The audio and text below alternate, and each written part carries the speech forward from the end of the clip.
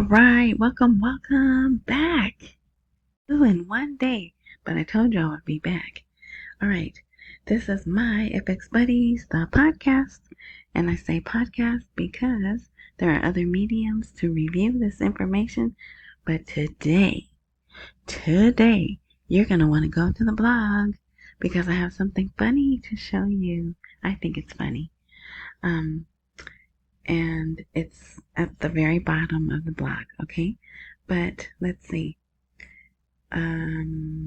So the blog is myfxbuddies.blogspot.com, but I know that's a lot to type in, so wherever you are experiencing this content, look for a more intro, info, open, description, something of that nature button. Click on it, a box will open, and there'll be a link in there directly to the blog. All right, Amazon Podcast, Apple Podcast, Rumble. Oh shoot, I forgot. I always forget about Rumble. Okay, anywhere I post, I'm under my FX Buddies. All right, so we'll get into it. It is late. I'm speaking a little soft, not as soft as I was this morning, but I have the volume up. You should be able to hear. All right, so now, if you don't know, actually, I probably could put that video here too. So they did post the budget, but it's not the budget. It's the amendment to 12C of the budget. But it is important. It's only 2 paragraphs, but they are crucial to the Kurds because it determines part of the money that the Kurds will earn for production and transportation of the oil. All right, so that's done. Those few little words it also involves Turkey. This pipeline goes through Turkey and Kurdistan. So Turkey had to agree to it also. So this is now law. No takebacks, as someone posted. It's a done deal, and they can move forward with the oil flowing that has been halted for almost 2 years. I think it's been 20 months, and they have a lot to make up, and all this other stuff. But no, it didn't have a rate. I told you it wouldn't have a rate. So, what's next? Who knows?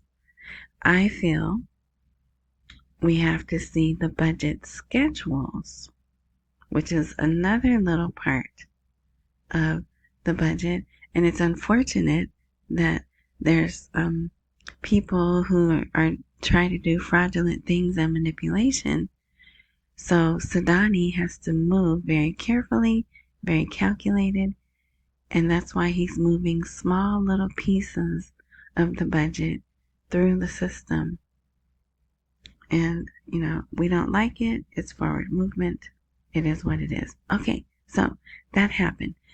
This article, the title article, headline article, whatever, for the blog came out.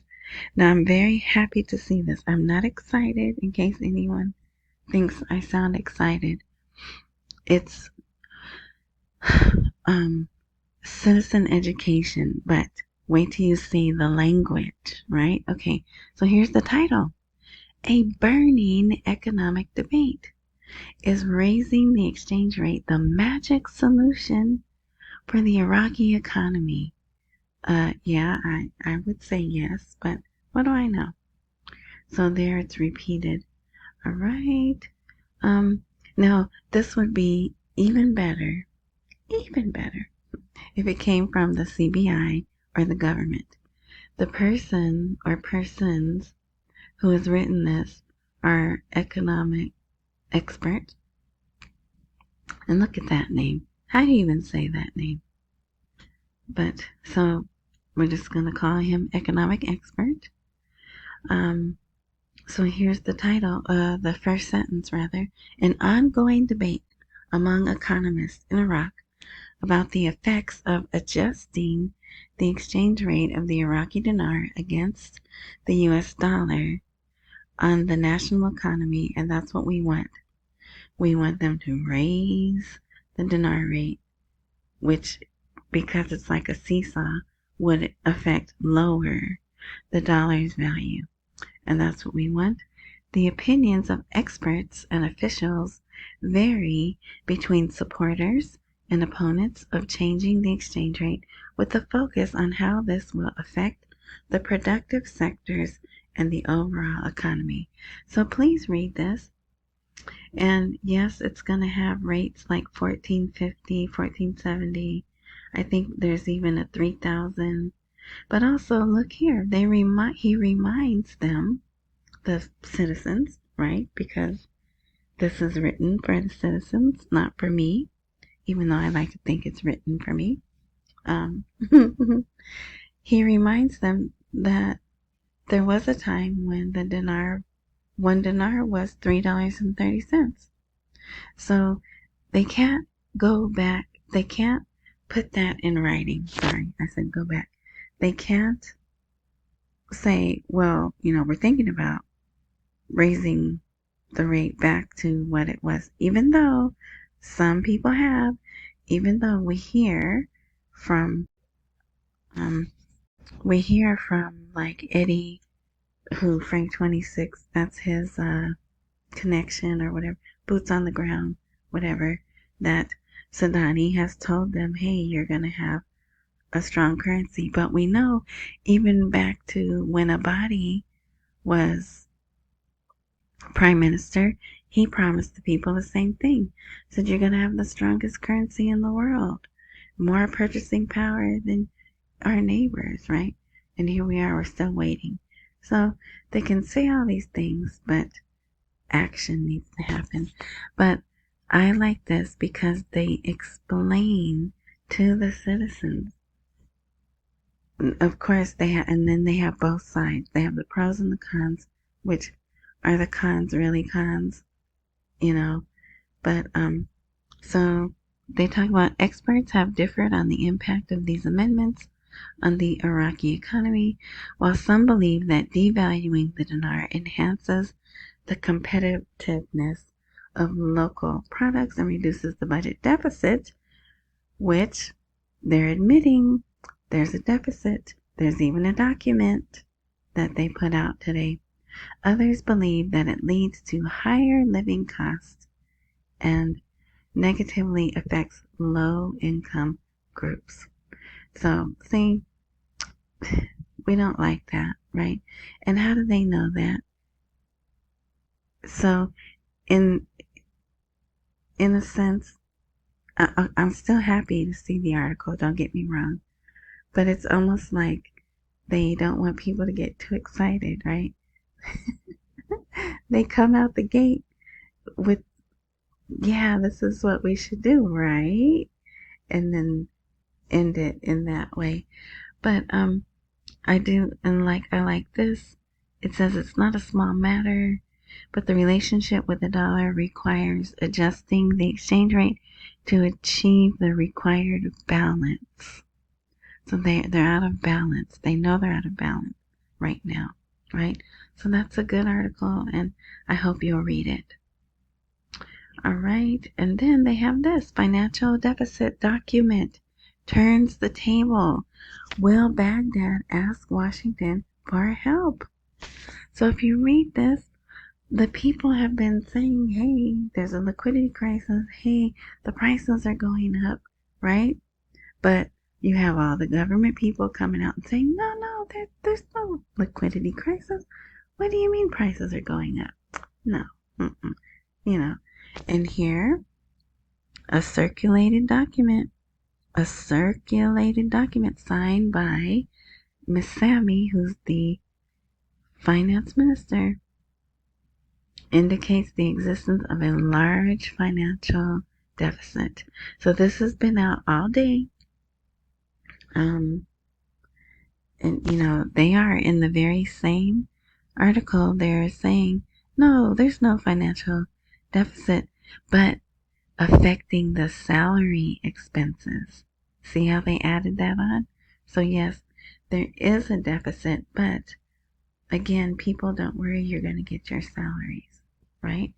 They talk about how they were under Chapter 7.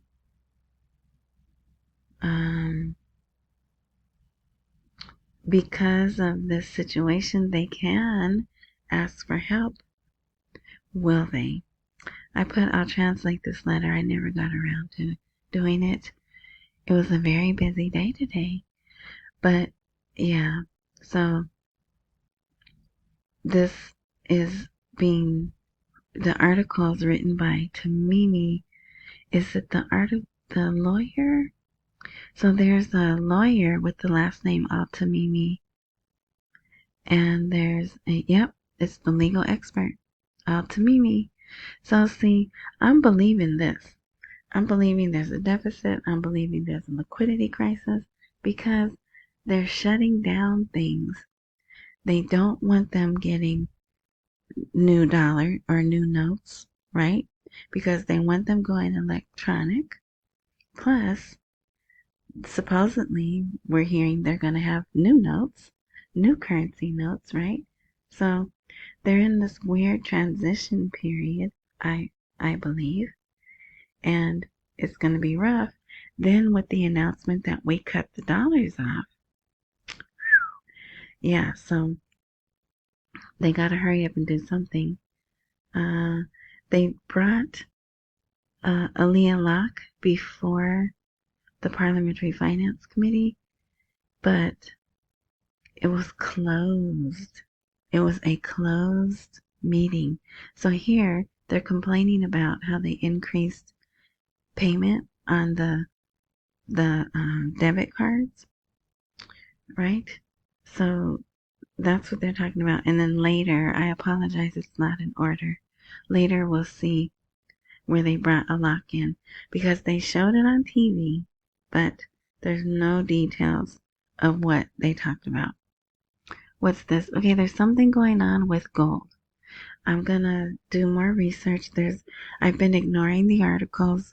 It started last week, Thursday. They made this major announcement about gold, but I didn't want to read it because I didn't want to give it brain space. But almost every day since they've been talking about this. So what I think they did was they made gold equal to cash like we have, if you don't know, here in America. Gold has been moved from M3, I think it was M3, to now, is it M1 or Tier 1? A Tier 1 asset. That's what it is. It was a Tier 3 asset. 2 or 3 years ago, someone made a decree, whoever it was, and now gold in America is a Tier 1 asset. And I think I told you, China just recently decreed that their insurance companies can buy gold. So there's lots of stuff going on with gold. But like I said, I'll look at that and I'll research that later. But I think that's what they did. All right. Here, the British ambassador, Iraq's British ambassador, look what he said about Iraq. Our view on Iraq has been fixed for 30 years, but now it has changed for the better. 30 years. So that's even before 2003 when we went over there. I think Saddam did something, right? I don't know. So yeah, so you can read this. He says very nice things. He's very optimistic about their future. And yeah, read that. And also he's resigning, or not resigning. His time is up in 2 weeks. But here, even the World Bank and the IMF and everything is giving kudos to Iraq. So yeah. All right. Look at this. Member of Parliament expects 150 laws to be postponed to the next session. I'm not sure. I still don't know when the next session is. But they're already talking about the next session. So I don't like that. I mean, all of this isn't surprising to me, but I still don't like it, right? But here, for this reason, these laws will be postponed to the next parliamentary session. So, yeah, there that is in black and white. Here's more about the oil. And there was a meeting Tuesday night, which I know it's Tuesday night, but in Iraq it's Wednesday, right?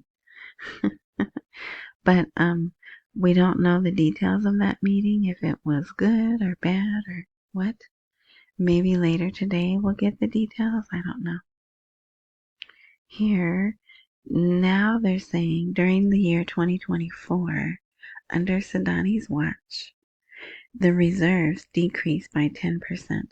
And I'm like, so what? Why would you put this out right now? But I just want you to see there is someone, probably Iranian-backed politicians, they're trying to make this effort to sabotage Sadani for the next election. And I may not have put that article here, but it is, why do I have this bolded? Oh, see? So in that, all the way prior to these bolded sentences right here, it talks about all the bad things that could happen. But then it says, all these economic challenges are due to the rise in public expenditures, which require rationalizing spending and directing it in the right direction. Sounds like something that's going on here, right?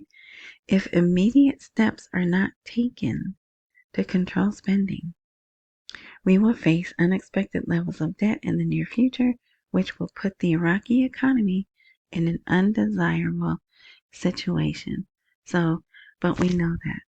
And so it goes back to the question that the opening article asks or poses: is revaluing the rate or raising the rate of the dinar the magic solution?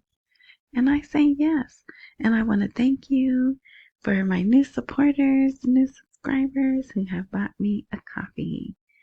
And here's the link, and here's the QR code for those of you who haven't and may wish to. Okay, here's the meeting, and it says closed. The head of the... Nope, this isn't the one. But here they are lying to the citizens. No, I'm just kidding. But it was the meeting, right? Let's see. But here they are. There are no sanctions on any Iraqi financial or banking institutions. They hosted the CBI governor to review the financial and monetary policy. Okay, so remember that. Here is another article about the 20 trillion dinar deficit. This is Jamal Cougar.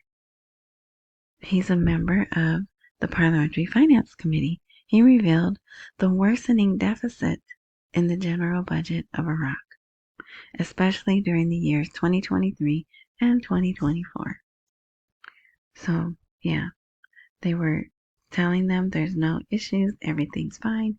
We have enough reserves to cover 100% of our currency, right? All of these things to not satisfy, make the citizens feel secure and trust the banks.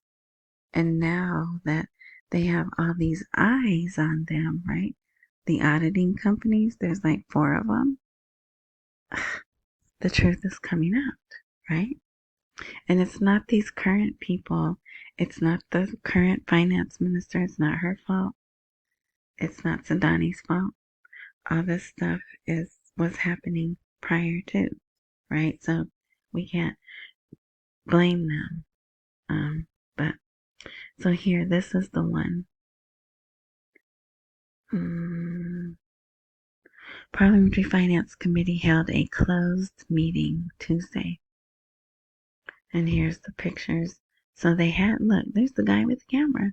This is a Leah Locke right here. And so that goes around the whole room. So it's a pretty big group of people. Oh, there they are. And like I said, maybe tomorrow we'll get details of the meeting. Maybe not. All right. Okay, so here is Iraq and China discuss strengthening bilateral relations in economic trade and investment fields.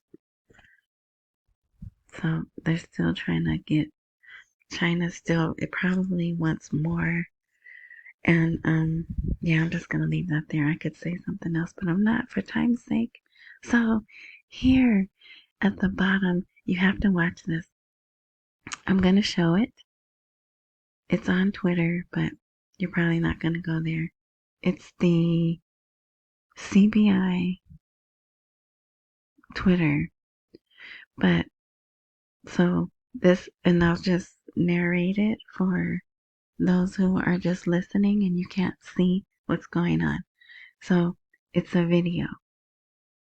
It opens up, it's men, of course, right? Because, there's how their society. They're in what looks like a cafe, right? So they're in there talking, it's noisy. Then they pan to the TV and the news comes on with the real, that young lady there is a real newscaster. So they're mixing in real facts and information with kind of like a commercial, right? And so what this is for is those bonds that they just issued. They're calling them national bonds. See that right there? So I'm guessing, I presume, she is going for this information. She's probably saying these words here, right? So they show it. Look, they've stopped what they're doing to pay attention to what she's saying. Okay, she's still making the announcement. Now they go back to the cafe and everyone's gone. So he's probably telling his friend, hey, I gotta go do something, whatever. Look, he is in his house looking for old dinars. I think that's hilarious because they're always telling us about how they hoard the dinars in their homes, right? And isn't that a nice house? Look, so clearly they're indicating certain people can, it's not affordable for everyone, just certain people. But so he went to his home. They've taken their dinars, and they were 30 notes, and they've gone to the banks and they've deposited their 30 notes to get the bonds, and they even show them what the bonds look like. Isn't that funny? I think that is funny. So I put that at the bottom. This is the very bottom. So if you don't want to read the articles, but you're really missing out if you don't, especially the headline one and then the one about the deficit. Watch this. I'm calling it a commercial, but I think it's funny. Creative. It's a way they're trying to get them to get that, get those 30 notes into the bank. And yeah. So I hope you'll watch that. And there's just some things, it doesn't matter what language it's in, it's universal, right? You could still understand. All right. So yeah, interesting day. Let's see what the rest of the week brings. Like I said, thank you. I'll be here. I'm watching, and I'll report what I find. So thank you again. Accumulate while we wait for the rate to appreciate. Don't miss any meals. Pay all your bills. And try to encourage. Well, I'm not going to say that. If you feel like it. Because at this point, people, there's no more doubt this is real and it's going to happen, right? It shouldn't be a doubt. And I know there's some people that do, and that's fine. But there's so many changes happening. There's so many projects that are halfway done. They're starting. There were 5 things. Was it today or yesterday? I can't remember, but 5 places that Sudani went where they were either ribbon cutting ceremonies because a factory is built and about to open, or the cornerstone. They have these things. They're blocks. They look like blocks of cement, but they're painted, and then they have a plaque on it. I have no idea what the plaque says, but Sudani puts a spoonful. It's not a spoonful. A little tiny shovel full of dirt in this thing, and then they seal it up, and so that they call that he laid the cornerstone, right? So 5 things, including 2 schools, I think. So there's so much building and so many things that are being done. It's not the same. It's totally different. It's just moving slower than we want it to. And keep in mind, there's people who are interfering, right? And then you have world events like, who knew Syria was going to fall? Right? I mean, I was totally blindsided by that. So, yeah. All right. So that's why live your life like it's not going to happen, but be ready for it to happen. And yeah, I hope this helps keep you encouraged to stay, or don't sell. If you need to step away, come back in June or come back after Ramadan, right? Oh, that's another thing. I think Ramadan's going to be March 2nd to however many days. And I'll tell you why. They put out a decree, I'm calling it a decree, that from March 2nd to some other time, the work hours will be an hour less for Ramadan. So we still don't know the exact date for it in Iraq, but